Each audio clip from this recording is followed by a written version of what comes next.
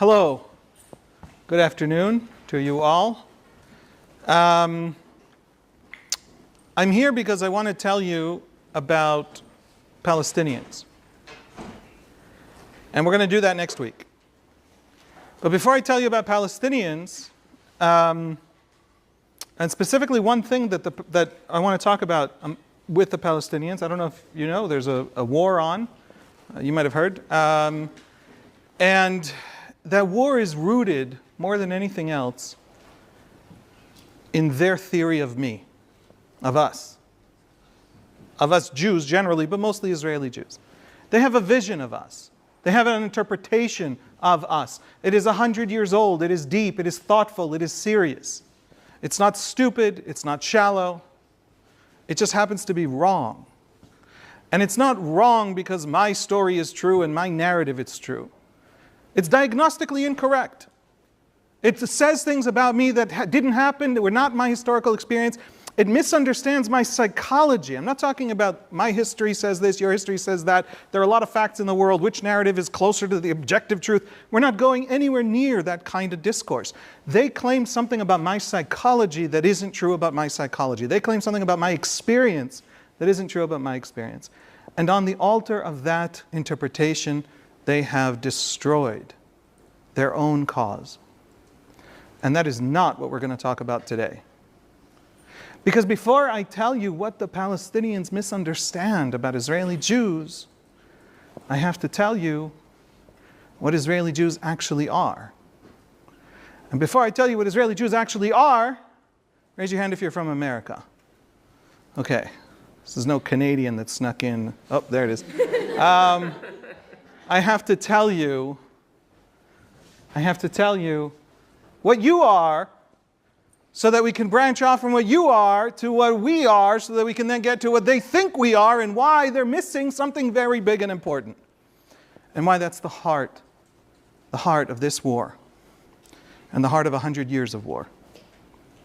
Everybody with me? Okay. So I'm going to do a classic Israeli thing. I'm going to stand in front of Americans and tell them about Americans. Okay? You're welcome. Not everybody is as privileged as you are to be hearing from an Israeli about yourselves. Okay. Israelis are the Jews of history, as opposed to you guys. Don't be insulted. We're all being honest here. We're starting with pictures of dead children. I apologize. A little bit of history.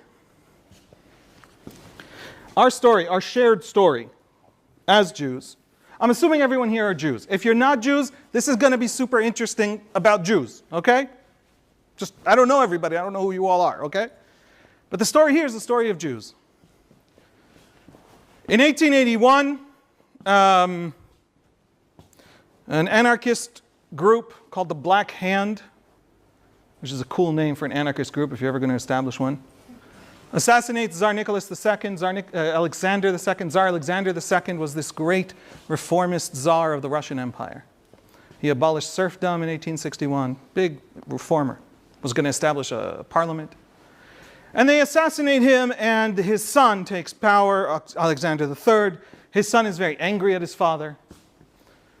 His father disrespected his mother in his view by marrying someone shortly after his mother died. And he believes that the reason his father was assassinated was his father's great reforms, or that played a major role. And so Alexander III begins a reactionary crackdown throughout the Russian Empire. And in the framework of that reactionary crackdown, not caused by the Tsarist regime, but as part of a broader response to the assassination of Alexander II and the inauguration of basically a new culture of politics under Alexander III, waves of what we call pogroms begin to sweep through Eastern Europe. It begins in the southern Russian Empire, which is today basically Western Ukraine, Moldova. Jews all through these vast lands face over the next 40 years just random groups of the public who walk into the streets, march through the streets screaming at Jews, find Jewish homes, burn those Jewish homes, drag Jews into the streets. In some places, very few are killed, but a whole lot are terrorized. In other places, vast numbers are killed. Over the course of those 40 years, 1881 to 1920, estimates put the number of separate, distinct, discernible pogroms at 1,300. 1,300 pogroms over 40 years means it's a normative experience. All Jews expect it, know it's coming. The number of deaths may have reached as high as 250,000 Jewish civilians. Most of that is in World War I and in the Russian Civil War, which is the sort of multi-sided war that takes over the former Russian Empire after the October Revolution in 1917. Death, pogrom, Jews are kicked out of universities. The May laws of 1882, passed by Alexander III, almost as one of the first things he does in power, further constrict where Jews can live, where Jews can study, what jobs they can hold. Jews are being told by the society around them, bottom up by the pogromists and top down by the May laws and by the new regime, that they do not belong. The Jews start fleeing in their millions. 2.5 to 3 million Jews flee. So many Jews flee westward to the Austro-Hungarian and German empires that they cause a diplomatic crisis. Because the Austro-Hungarians and the Germans say, hey, we don't want your Jews. You got a Jewish problem, you take care of it. Why do we need this Jewish problem? So much so that they deny the Russian Empire in the early years a credit line that it desperately needs to fund, don't worry about it, the war with the Ottomans, etc., etc. Russia actually faces real world costs. Millions of Jews are fleeing, but they don't stop in Vienna. They don't stop in Budapest. They keep going. 2.5 million of them get to America.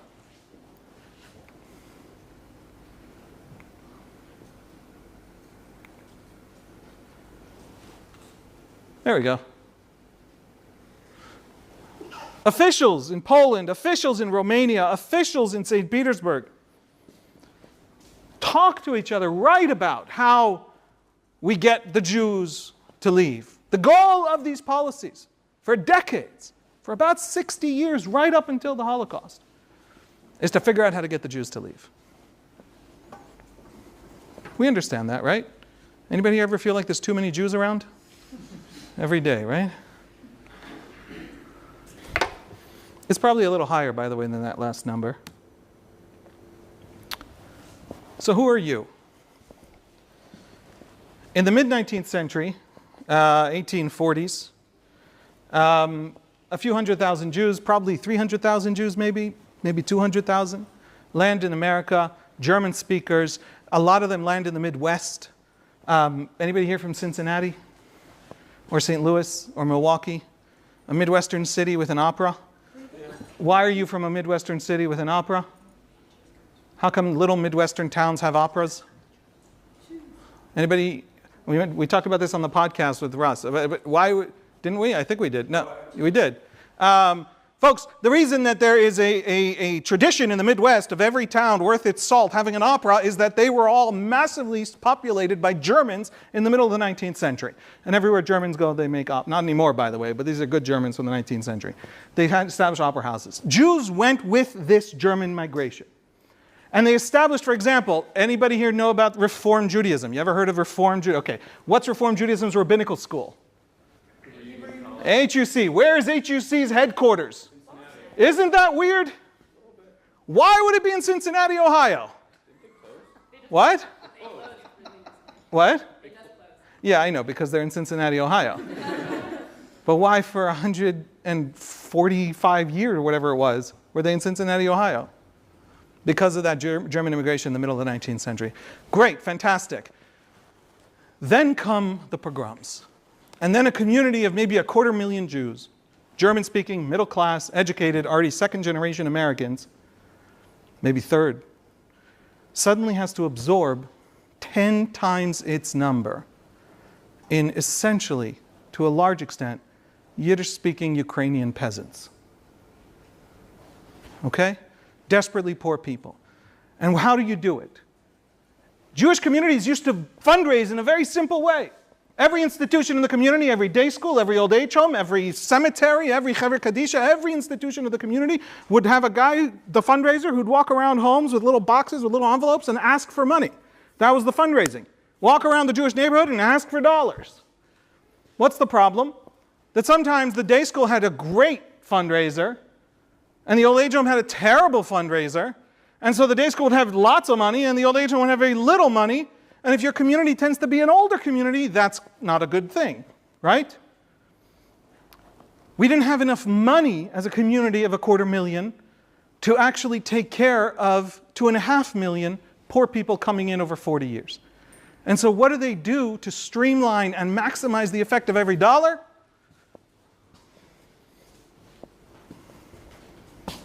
They establish the what? Courage. Opera is almost always the right answer, not in this case. They established the federation. Do you have a federation where you come from? All of you have federations where you come from. There's 150 of them, and they're all local. And what are they? Why are they called things like Jewish United Fund or Combined Philanthropies? Who did that? Who did that branding? Anyway, the point is, what are they? They are a committee, originally. They are a committee of all the institutions of the community that all come to the table together and all together fundraise and all together disperse the money in ways that allow that money to go exactly where it's needed because there isn't a dollar to spare. Because this small community is building this.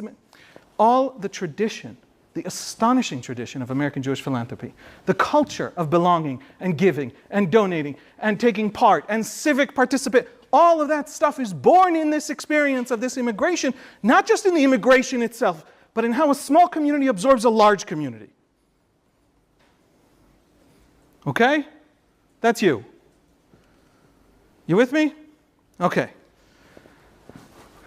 These are Russian Jews landing on the shores. Those are their American cousins calling them in. It got to the point where the Hebrew Immigrant Aid Society, established in this period to absorb these immigrants, there was a period in the US where you couldn't get off the boat in New York Harbor without a dollar bill, without $1 worth of money. So they knew you weren't sleeping in the street that night. So hayyis would go on to the boat and hand everyone $1, and they would get off the boat, and then there'd be a guy from hayyis on the other side of customs taking the $1 back. Just to get everyone off the boat, right? That's the experience that created the generation. You guys know about the Lower East Side? Anybody here know who Mel Brooks is? I don't know if he's still popular. Okay, so I'm obsessed with the 2,000-year-old man, right? If you aren't, you should be, and you should listen to the record, all 4 of them. He's making fun of his parents who are that generation of immigrants. Okay? That's the American Jewish experience. And this is where it gets deep. What American Jews discovered in America, after fleeing and having other Jews rescue them and absorb them into this community, is a Jewish experience unlike any Jew has ever experienced ever anywhere.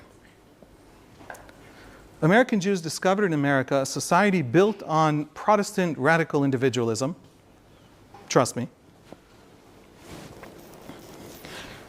That very, very strangely, very weirdly, unexpectedly, told American Jews, haltingly, with many problems, sometimes failing to do it, often failing to do it, but nevertheless told American Jews that unlike just about every other diaspora experience ever experienced by any Jew, they are American. They are home.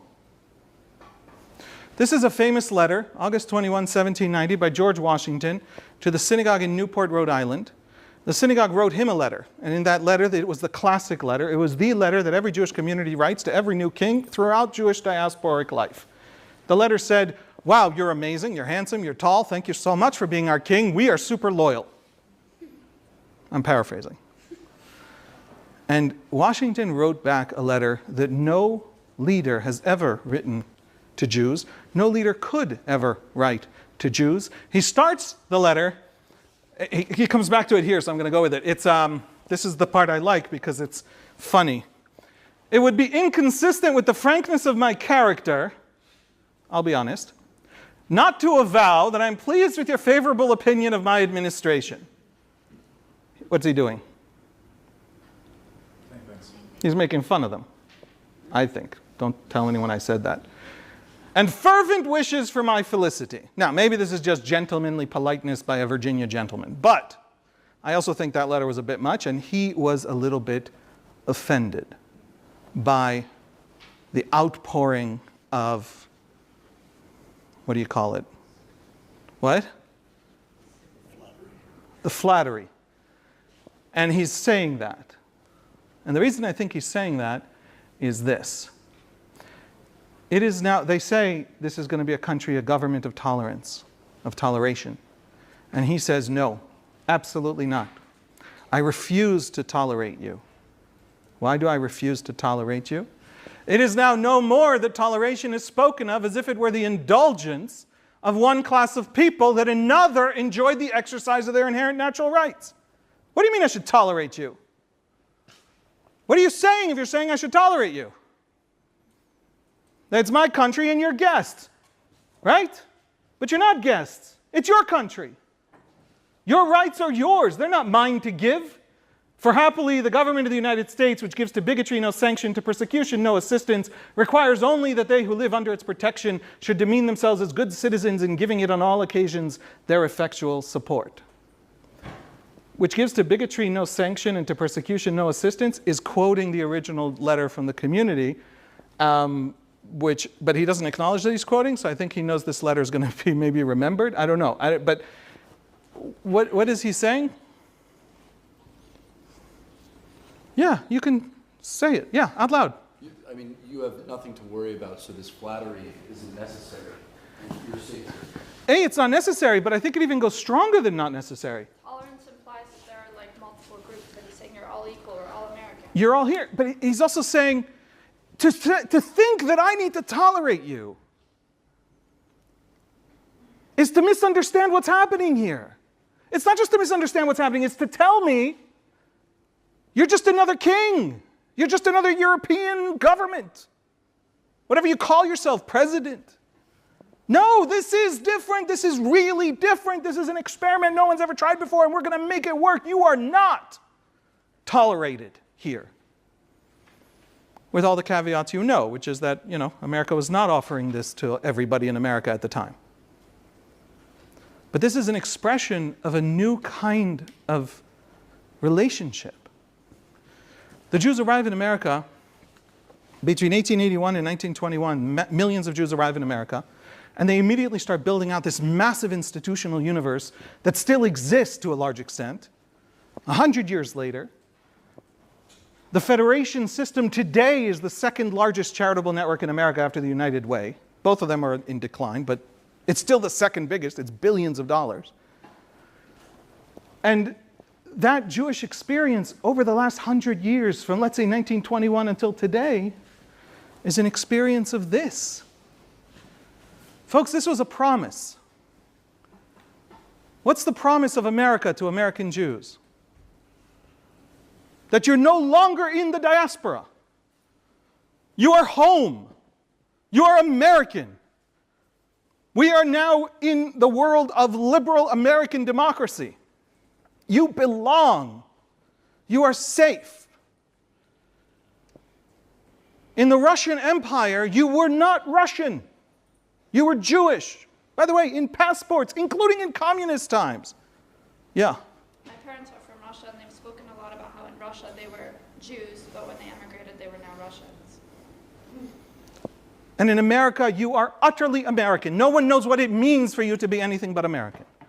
You want to also be Jewish? Great. You want to also be a mountain bike rider? Great. But you're American. That's a promise of an end to the diaspora. That's a promise of an end to the life contingent on others. It is no more that toleration is spoken of as if it were the indulgence of one class of people, that another should enjoy their inherent natural rights. Over those 100 years, wow, that did not develop well into this slide. That promise came true.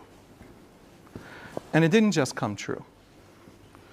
Making sure that promise comes true is the deepest anxiety at the heart of American Jewish life and culture.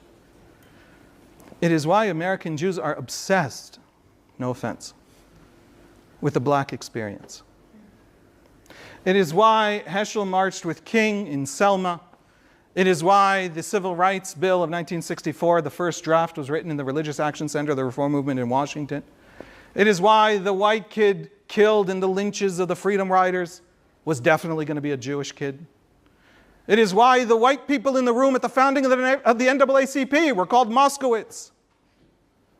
The Jews are obsessed with the black experience. Why? Connect the dots. It's similar to our own. Bigger than that. In other words, they have empathy. No. They do have empathy. Jews are amazing. But, no, it's bigger. Yes? If in the very country that you feel at home, they're treating another population like this, it's very easy to see things turning on you. What is America? Is America the liberal promise? It had better be. Because what if it isn't? And where has the American liberal promise always, generation after generation, gone to die? The black experience. Whither goes black America, there goes America itself, there go the Jews. Everybody with me? 87% of black Americans black voters voted Obama. And the second highest group at 84% were the Jews. This is true across generations because it is the litmus test of America. Folks, the promise of liberalism came true. You're always worried about it. You're always testing it. What's the trauma of the last 2 months for so many American Jews? Yeah. Failure of? Somehow, over on the liberal edge, illiberalism popped over and started talking to us about our being oppressors and our being, right? Somehow it came from it did a loop-de-loop. The illiberalism that might risk America not being what. And so I went on a 10-day speaking tour in America. I came back 2 weeks ago. I have gone to 5 funerals. I have friends in the war. I have 2 brothers-in-law in the war in Gaza. I have to tell you, the American Jews I met were a lot more frightened than the Israeli Jews I left behind. The Israeli Jews feel like they have agency, strength, the ability to affect their world. American Jews are watching things happen that they don't understand and that risk everything, because everything is the American liberal promise. That's the homeland. It's not America. It's the America's liberal promise. Okay? You with me?